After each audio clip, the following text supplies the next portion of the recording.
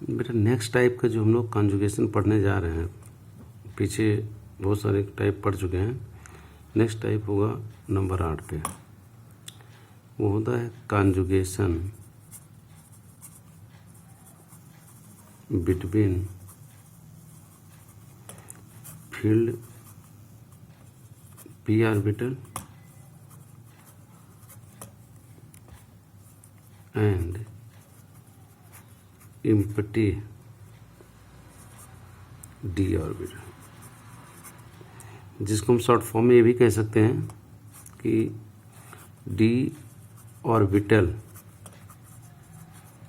Resonance, d orbital resonance. अगर इसको हम लोग ध्यान से समझें तो होता क्या है, अगर मेरे पास एक एग्जाम्पल सपोज करो, दिया हो CH2 निगेटिव चार्ज और यहाँ दिया हो CF3, ठीक है, ऐसे CH2 निगेटिव चार्ज दिया हो और CCl3। इन दोनों कार्बन आयन में अगर कोई पूछे आपसे which is more stable, which is more stable, तो ये जो कार्बन का निगेटिव चार्ज है किसके बगल में, इस कार्बन पे। इस कार्बन के पास क्या लगा है, 3 फ्लोरीन लगे हैं, जिसका ऑक्टेट पहले से क्या है, कंप्लीट है। यहाँ भी कार्बन पे निगेटिव चार्ज है, बगल में कार्बन 3 क्लोरीन, ऑक्टेट क्या है, कंप्लीट है। यानी कार्बन के पास तो एम्प्टी d ऑर्बिटल होगा नहीं। इसका मतलब क्लियर है कि हम क्या लगा रहे होंगे, -i, क्या लगा रहे होंगे, -i, या फिर रिवर्स हाइपर कंजुगेशन भी, तो -i अगर हम लगा रहे होंगे तो यहाँ देखेंगे क्या कि सपोज करो बेटा कि मान लीजिए इसका और इसका दोनों कंपेयर करें तो -i CF3 का ज़्यादा होगा किससे, क्लोरीन से, है ना। यानी CF3 का -i CCl3 से क्या है, ज़्यादा है। तो वो चीज़ मोर स्टेबल, यानी फर्स्ट ज़्यादा स्टेबल हो रहा हो किससे, सेकंड से। यानी फर्स्ट और सेकंड में जो स्टेबिलिटी आ रही है फर्स्ट की ज़्यादा है किससे, सेकंड से। लेकिन अगर यही हमारे पास इस तरीके से दिया होता C और F और यहाँ दिया होता है C निगेटिव चार्ज, Cl और Cl, ऐसे दिया होता। तो इस निगेटिव चार्ज के बने कार्बन बेयरिंग जो निगेटिव चार्ज है आपका, निगेटिव चार्ज बेयरिंग कार्बन, उसके जस्ट बगल में क्या है, फ्लोरीन है। फ्लोरीन के पास क्या एम्प्टी d ऑर्बिटल मौजूद है, नहीं, फील्ड p ऑर्बिटल है, ठीक है, लेकिन एम्प्टी d ऑर्बिटल मौजूद नहीं, चूंकि सेकंड पीरियड का एलिमेंट है। लेकिन इसके जस्ट बगल क्लोरीन है जिसके पास क्या है, एम्प्टी d ऑर्बिटल है।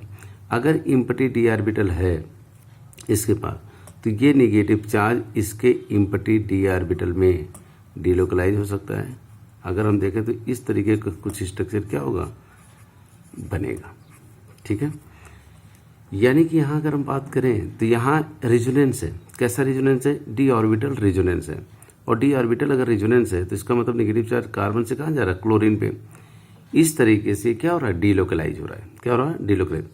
जबकि यहाँ डिलोकलाइज नहीं होगा, उल्टा अगर बात करें हम लोग तो इसका जो लोन पेयर होगा रिपेल कर रहा होगा इसके निगेटिव चार्ज को, जिससे निगेटिव चार्ज की डेंसिटी यहाँ क्या हो रही होगी, बढ़ रही होगी, और स्टेबिलिटी क्या होगी, घटेगी। तो मान लीजिए फर्स्ट हो, ये हमारे पास क्या हो, सेकंड हो, तो हम ये कहेंगे कि CF3 यानी CF3 माइनस हो और CCl3 माइनस हो, तो कौन ज़्यादा स्टेबल होगा, सेकंड ज़्यादा स्टेबल हो रहा हो किससे, फर्स्ट से। क्यों, due to d orbital resonance, due to d orbital resonance. ये बात क्लियर हो रही। पीछे आपको थोड़ा सा हिंट दिए थे। अगर बात करें हम लोग, जैसे एक एग्जांपल लिए थे हम लोग कि मान लीजिए आपके पास दिया हो CH2 double bond CH S, अगर आपको याद आ रहा होगा तो एग्जांपल कराए थे हम, ये है। इसके पास अगर देखें तो पॉजिटिव चार्ज क्या होता है, तो डिलोकलाइज हो जाता है। क्यों, due to presence of empty d orbital in sulphur. ये ऐसे आएगा, ऐसे आएगा। तो इस तरीके से CH2 यहाँ क्या जाएगा, positive charge, CH double bond S Me। ये बात क्लियर हो रही है। ठीक है, ऐसे ही जैसे बताए थे पॉजिटिव चार्ज है तो यहाँ नेगेटिव चार्ज लाएंगे, ठीक है। वैसे ही अगर आपके पास यहाँ दिया हो CH2 double bond CH P Me और यहाँ भी दिया हो Me और इसके पास क्या हो, पॉजिटिव चार्ज, तो क्या फास्फोरस के पास एम्प्टी d ऑर्बिटल होगा, तो होगा बेटा। और होगा तो इस तरीके से बनेगा CH2 CH पी, यहाँ आ जाएगा क्या, ME और ME, यहाँ जाएगा पॉजिटिव। तो हम कह सकते हैं यहाँ किस तरीके का रेजोनेंस चल रहा है, एम्प्टी डी ऑर्बिटल के बीच में क्या है, यानी कि डी ऑर्बिटल रेजोनेंस में क्या हो रहा है, इन्वॉल्व हो रहा है। क्या हो रहा है, इन्वॉल्व हो रहा है। अब अगर हमारे पास सपोज करो ऐसे एक सवाल दिया हो, मान लेते हैं कोई ऐसे दे दिया, यस, यहाँ दे दिया निगेटिव चार्ज, ओ यहाँ दे दिया नेगेटिव चार्ज, और पूछे कोई क्या यहाँ आपके पास कौन सा कार्ब एनायन ज़्यादा स्टेबल होगा, फर्स्ट या सेकंड।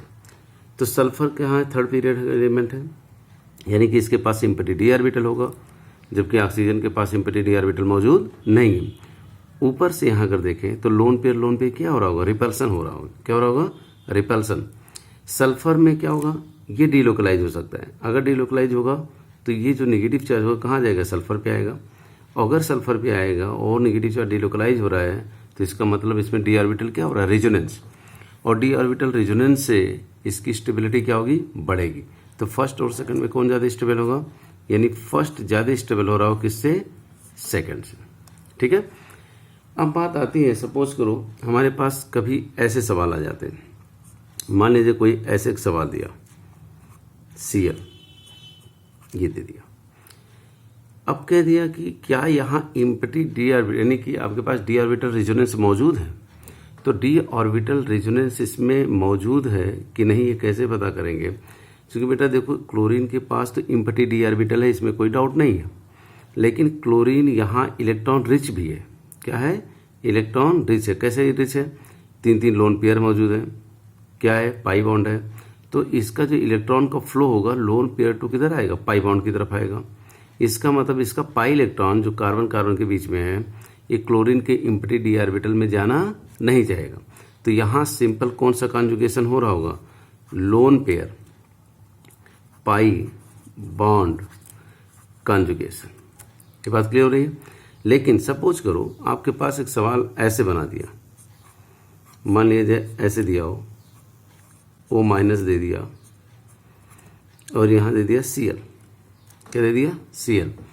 अब सिंपली अगर देखें हम, तो अगर सपोज करो ये यहाँ आएगा, ये आपके पास अगर देखें तो ये कहाँ आएगा, पाई बॉन्ड यहाँ आएगा और ये यहाँ आएगा। इस तरीके से भी अगर हम एक सिंपल स्ट्रक्चर क्यों बना रहे हैं, ऐसे बना दें, ठीक है। ये बन जाएगा, ये बन जाएगा, यहाँ क्लोरीन ये आ जाएगा।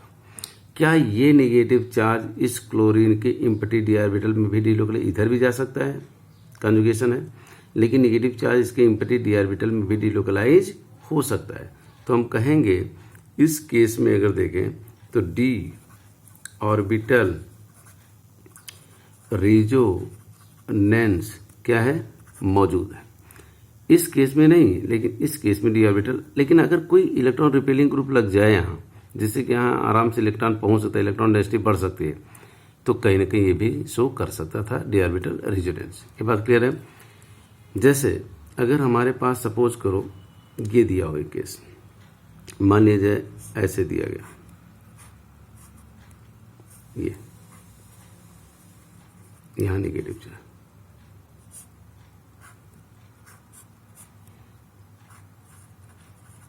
नेगेटिव चार्ज, ठीक है, ये दे दिया फर्स्ट, ये दे दिया सेकंड। अब आपसे कोई पूछे वो चीज़ मोर स्टेबल, तो सबसे ज़्यादा स्टेबल कौन हो रहा होगा, first then second. Why reason क्या बताएंगे हम लोग, ड्यू टू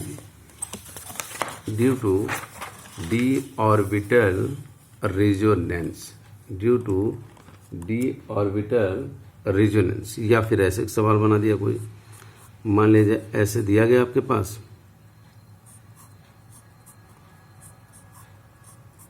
ये दिया गया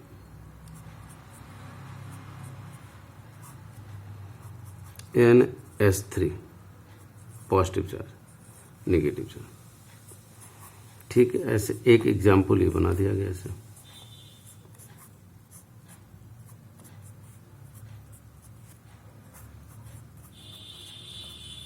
ये। अब पूछा जाए फर्स्ट और सेकंड में क्या है, which is more stable, which is more stable, first और सेकंड। तो फर्स्ट में क्या देखेंगे कि यहाँ नेगेटिव चार्ज इसके इम्पटी डी ऑर्बिटल में डिलोकलाइज नहीं होगा, चूंकि इसके पास इम्पटी डी ऑर्बिटल आया ही नहीं। लेकिन यहाँ क्या है, इसका नेगेटिव चार्ज इसके इम्पटी डी ऑर्बिटल में क्या हो सकता है, डिलोकलाइज हो सकता है। यानी यहाँ क्या मौजूद है, डी ऑर्बिटल रेजोनेंस है। यहाँ क्या है, डी ऑर्बिटल रेजोनेंस नहीं, सिंपल क्या लग रहा होगा, माइनस आई। तो यहाँ हम केवल माइनस आई लगाएंगे और यहाँ क्या लगाएंगे, डी ऑर्बिटल रेजोनेंस। अगर डी ऑर्बिटल रेजोनेंस, और ये पहले ही बता दिए हैं कि यहाँ अगर हम बात करें तो सबसे पहले क्या देख रहे होंगे, resonance, then hyperconjugation, then inductive. तो यहाँ इन दोनों में कौन ज़्यादा स्टेबल हो रहा होगा, सेकंड मोर स्टेबल होगा, किससे, फर्स्ट से। Second is more stable then first. ये बात क्लियर है।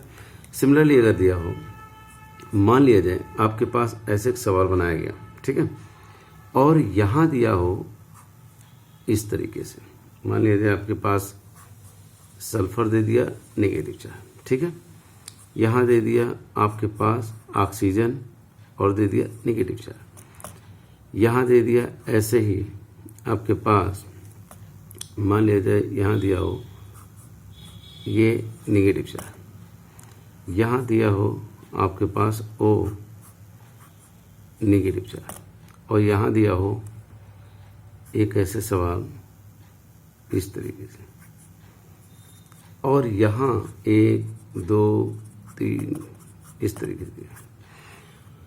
कार्बोनाइन की स्टेबिलिटी पूछ रहा है, तो यहाँ बेटा क्या लगाएंगे हम, सल्फर है, बगल में जस्ट तो है नहीं, डी ऑर्बिटल रेजोनेंस तो होगा नहीं, तो क्या लगाएंगे, सिर्फ माइनस आई। यहाँ भी ऑक्सीजन है तो क्या लगाएंगे, माइनस आई। यहाँ भी क्या लगाएंगे, माइनस आई। यहाँ माइनस आई लगेगा, लेकिन एडजेसेंट पोजीशन पर नेगेटिव चार्ज है, ऑक्सीजन भी है, इसके पास इम्पटी डी ऑर्बिटल मौजूद नहीं है, तो यहाँ हो रहा होगा लोन पेयर रिपल्सन, जो माइनस आई पे भी डोमिनेट कर रहा होगा। ये बात क्लियर है कि नहीं। और सल्फर पे क्या आ रहा होगा, डी ऑर्बिटल, और आ रहा होगा यहाँ बेटा रेजोनेंस। क्या आ रहा होगा, डी ऑर्बिटल रेजोनेंस। तो सबसे पहले कौन होगा, डिलोकलाइजेशन वाला यानी कि रेजोनेंस। तो सबसे ज़्यादा स्टेबल की बात करें तो सबसे ज़्यादा स्टेबल कौन आएगा, फिफ्थ। बात क्लियर है।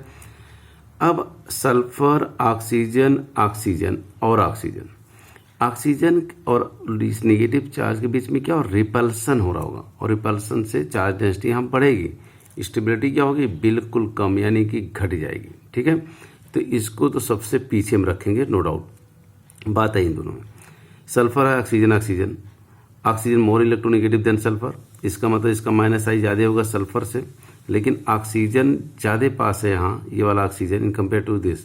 अगर ये ज़्यादा पास है तो ज़्यादा माइनस आई शो करेगा, तो इसका मतलब फिफ्थ के बाद किसका नंबर आएगा, थर्ड, देन किसका नंबर आएगा, सेकेंड, देन किसका नंबर आएगा आपका, फर्स्ट, देन आ जाएगा फोर्थ। तो ये स्टेबिलिटी का क्या आ जाएगा, आर्डर आ जाएगा। क्या जाएगा, स्टेबिलिटी का आर्डर। इसी तरीके से कोई कभी कभी सवाल ऐसे पूछे, मान लीजिए हमारे पास एक सवाल बना है ये, ठीक है, और इस तरीके से अगर हमारे पास सवाल बनता है, मान लीजिए यहाँ दिया हो एस, क्या दे दिया, एस, ठीक है, और यहीं पे आपके पास दिया हो, सपोज करो एम ई लगा दिया, और यहाँ दे दिया एच ए, ठीक है, ऐसे ही यहाँ दिया हो इस तरीके से, है ना, ओ एम ई, और दे दिया एच बी। एच ए और एच बी में पूछे कौन ज़्यादा एसिडिक होगा, which is more acidic, H A और एच बी। तो कहीं ना कहीं एच ए, याद करो, अगर आपको याद हो तो बताए थे कि एसिडिक स्ट्रेंथ किस पे डिपेंड करेगी, स्टेबिलिटी ऑफ कॉन्जुगेट बेस पे, और जिस एसिड का कॉन्जुगेट बेस मोर स्टेबल होगा वो ज़्यादा एसिडिक होगा। कॉन्जुगेट बेस बनाएंगे कैसे, H प्लस हम निकाल दें, यहाँ H प्लस निकालेंगे तो यहाँ क्या आएगा, नेगेटिव चार्ज, यहाँ H प्लस निकालेंगे तो क्या आएगा, नेगेटिव चार्ज, लेकिन इसका नेगेटिव चार्ज ड्यू टू, अगर हम बात करें due to D orbital resonance क्या होगा, मोर स्टेबल। और अगर due to D orbital resonance more stable बन रहा है तो इसका मतलब इसका कॉन्जुगेट बेस क्या होगा, ज़्यादा स्टेबल होगा। तो एसिडिक अगर स्ट्रेंथ की बात की जाए तो क्या आ जाएगा सबसे ज़्यादा, यानी कि फर्स्ट ज़्यादा एसिडिक होगा किससे, सेकंड से। सिमिलरली अगर मान लिया जाए ऐसे केस बना गया, ये HA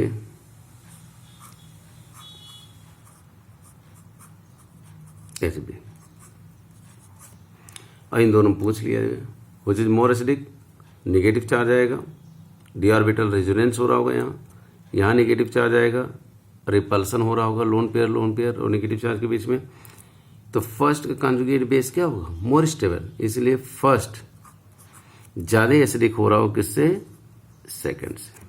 क्या हो रहा होगा, फर्स्ट ज़्यादा एसिडिक हो रहा हो किससे बेटा, सेकंड से। कोई डाउट यहाँ, ठीक है। अगर इस तरीके से अगर सवाल पूछता है तो यहाँ हमको डी ऑर्बिटल रेजोनेंस के बारे में ध्यान देना होगा। अगर डी ऑर्बिटल रेजोनेंस यानी कि बात करें हम लोग, ये भी एक तरीके से कॉन्जुगेशन शो करेगा। अभी तक जो हम लोग कॉन्जुगेशन पढ़ चुके हैं, अब हमारा जो कॉन्जुगेशन है फिलहाल के लिए मेनली अगर देखें तो पहला पढ़े थे हम लोग पाई बॉन्ड कॉन्जुगेशन, दूसरा पढ़े पाई पॉजिटिव चार्ज, तीसरा पढ़े पाई और किसके बीच में पढ़े हम लोग, निगेटिव चार्ज, पाई लोन पेयर के बीच में पढ़ चुके हैं, ठीक है।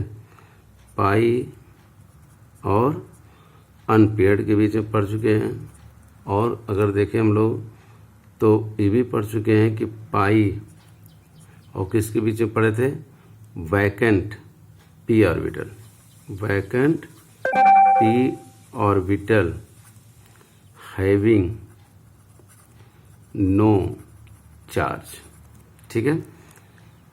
एक और हम लोग पढ़े थे, अगर आपको याद हो तो अभी जस्ट थोड़े दिन पहले पढ़ाए थे, यानी कि लास्ट क्लास में एक तरीके से कहें तो उसमें हम लोग पढ़े थे किसके बीच में पढ़े थे, यानी कि आपके पास लोन पेयर और किसके बीच में था बेटा, पॉजिटिव चार्ज के बीच में, और इसके बीच में था। तो इसका मतलब क्या था कि इम्पटी पी ऑर्बिटल। और नेक्स्ट जो हम लोग पढ़े हैं डी ऑर्बिटल रेजोनेंस, है ना। तो इस तरीके से हम लोग पढ़ चुके हैं। तो 1 2 3 4 5 6 7 8 टाइप के हम लोग पढ़ चुके हैं। ये रोल भी प्ले करेगा जब हम लोग डिटेल में रेजोनेंस पढ़ रहे होंगे। तो ये सब बिल्कुल क्लियर रिवाइज करिएगा, फिर इसके आगे नेक्स्ट लेक्चर में। थैंक यू बेटा।